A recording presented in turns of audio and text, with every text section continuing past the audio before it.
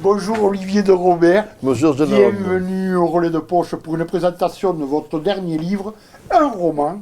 Oui, Et c'est pas bonjour- si souvent. Ah c'est oui, pas non, si mais on souvent. va y Ouais, revenir ouais. là-dessus. Et bonjour ami Dazina, bienvenue au Relais de Poche. Donc avec ce plaisir d'accueillir Olivier de Robert avec La dernière danse de l'ours aux éditions de Boré. Oui, Une belle maison d'édition de Boré. Qui a Oui. vu démarrer d'autres. oui, et avec qui j'ai déjà une longue histoire, parce que ça fait le 4e livre avec De Boré. Que vous- Mais vous- voilà, autrefois c'était les contes et légendes, ou les mystères de l'Ariège, ou les contes et légendes de l'Ariège, ou du Tarn, bref. Et là maintenant c'est un roman. Un roman. Voilà. Un vrai roman. Je sais pas, c'est au lecteur de le dire. Moi, Mais je vais vous en dire un mot tout à l'heure. Alors ça va. Votre roman se découpe en plusieurs portraits, mais ne nous y trompons pas, c'est bien un conte global avec une histoire unique. Nous ne sommes Oui. pas dans un rôle de conteur, même si nous avons au fond quelques petits contes qui transparaissent. Oui. Le premier portrait, celui de la politique ours à tous ses niveaux, vous tracez finement les différences de décision politique et leurs enjeux en partant du local jusqu'à l'Europe. Vous pointez également l'impossibilité de discussion qui est entre les pros et les anti-ours et vous montrez également l'incohérence de ce dossier qui porte tous les espoirs et toutes les rancœurs de différents types.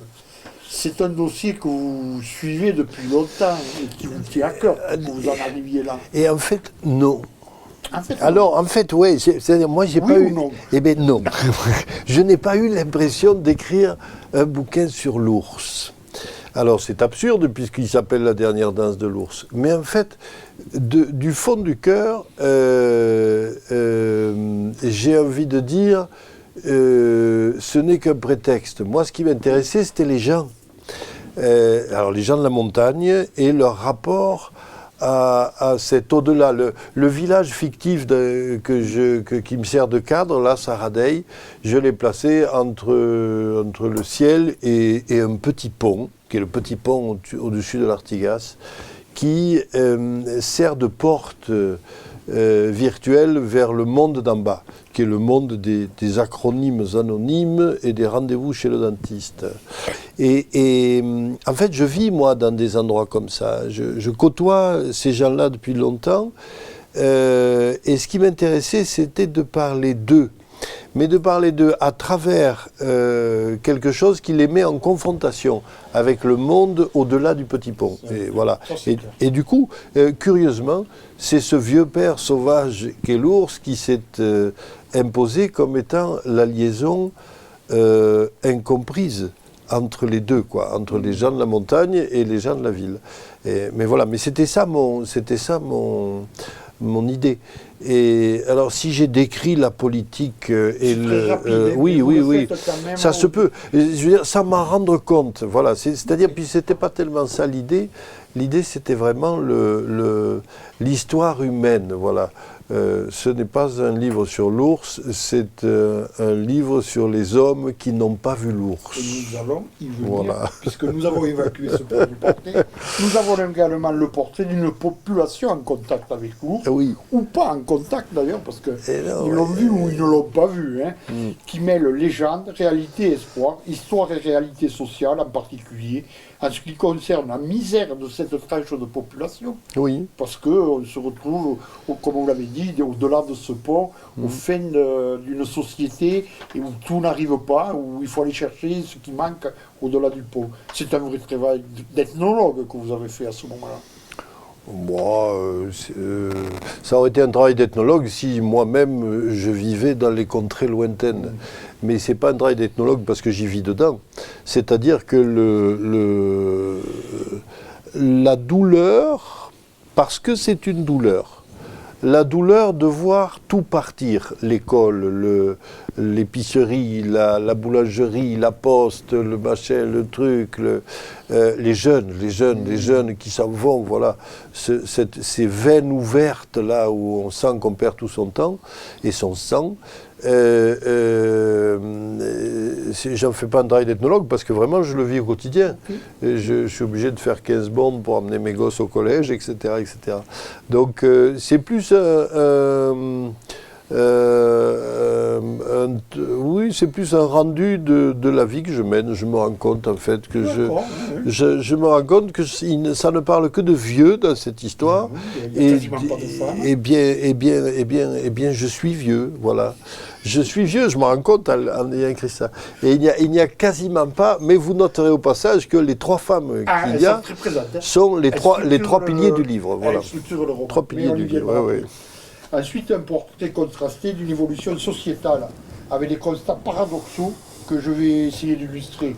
Avec page 108, vous dites « Les lettrés de l'Académie des sciences parlèrent d'exode rural ». À Saradaï, on parla de temps mauvais. Oui. Page 108 également, comme prétexte au départ, tout était bon pour ces pauvres fillards. Les gars avaient leurs mains, les filles leur corps. Oui.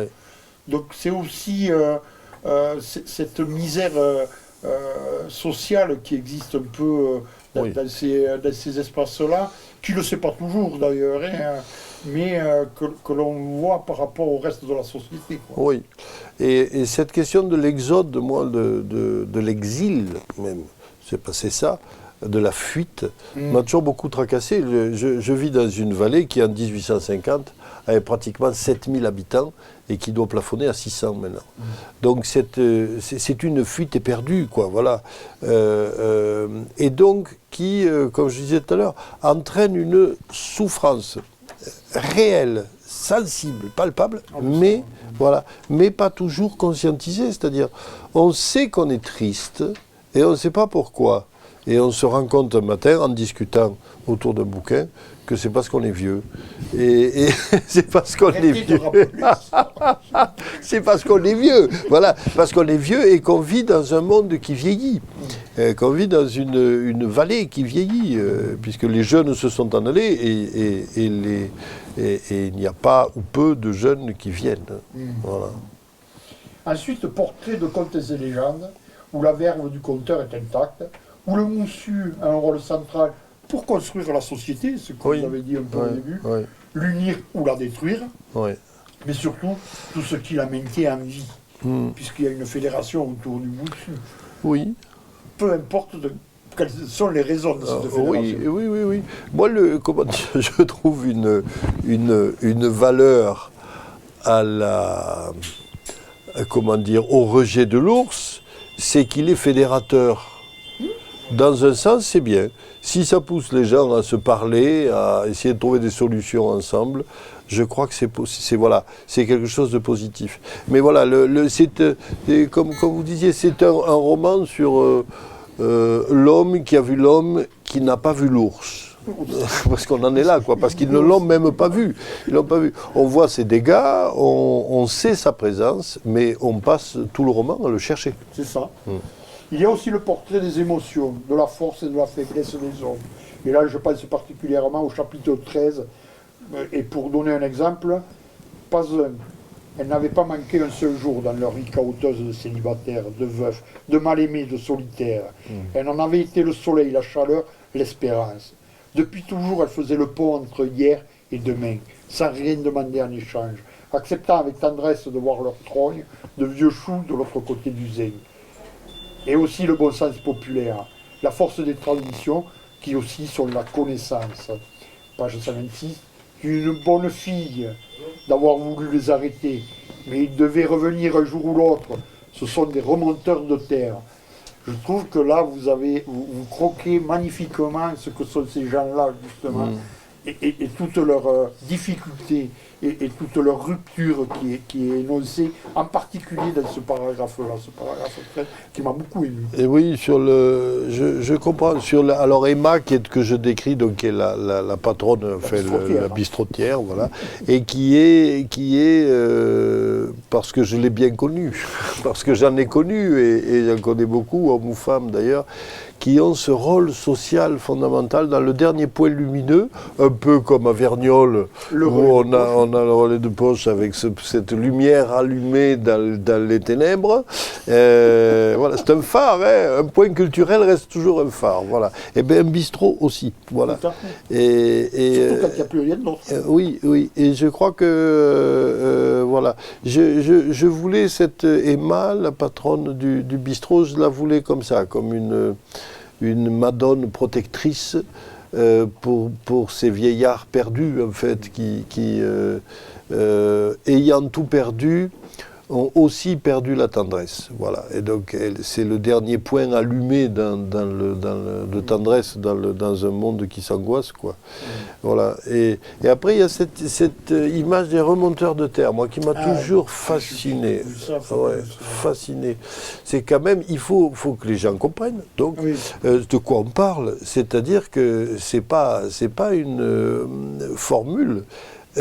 Autrefois, la terre, les versants sud étaient bariolés de terrasses parce qu'il fallait tenir la terre, mais elle glissait quand même. Avec le travail de la terre, avec la pluie, elle glissait comme ça. Et donc les terres d'en bas se trouvaient trop grasses, les terres d'en haut trop sèches, et il fallait remonter la terre. Remonter la terre pour que la terre nourricière ne s'étouffe pas elle-même. Et je trouve ça complètement fou que les types, sur leur dos, quoi, il faut comprendre ça, sur leur dos, ils montaient cette putain de terre jusqu'en haut pour y planter 4 patates et remonter la merde. Et pour recommencer l'année d'après. Oui, voilà. Et je me dis que jamais la terre ne leur a rendu les calories qu'ils avaient dépensées pour ça, quoi. Mais ils l'ont fait quand même. Ils l'ont fait quand même parce que, voilà, ça a fini par rentrer dans l'âme, quoi, dans cette idée de remonter. Toujours, et une fois ça se posait des questions, ils savent qu'ils doivent le faire. Oui, c'est ça. Je suis encore fasciné par des gens qu'on trouve par chez nous, des vieux, des anciens, je les salue, parce que je sais qu'ils ne nous regarderont pas. Parce que pensez donc qu'ils n'ont pas regardé Internet, quoi. Oh, mais non, ceux dont je vous parle n'ont pas de connexion, malheureux. Mais je pense à eux, c'est-à-dire à ceux qui ont 80, 90 balais, et qui, chaque année, ils ont, je veux dire, 45 stères de bois d'avance. Parce que ça fait des années qu'ils coupent le bois, et chaque année, à l'automne, à l'hiver, ils coupent le bois et ils le rangent soigneusement au cas où. Ils savent qu'ils ont du bois pour 40 ans, ils savent qu'ils n'ont plus que 10 ans à vivre et ils coupent encore le bois.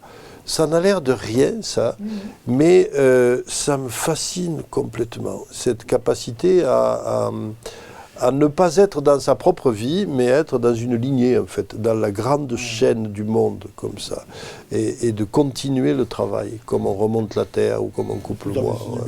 Oui. Enfin, il y a le portrait de 3 femmes, avec Emma, la patronne du bien nommé café de la paix. Où on ne parle que de guerre, parce qu'on n'y parle que de guerre, en fait.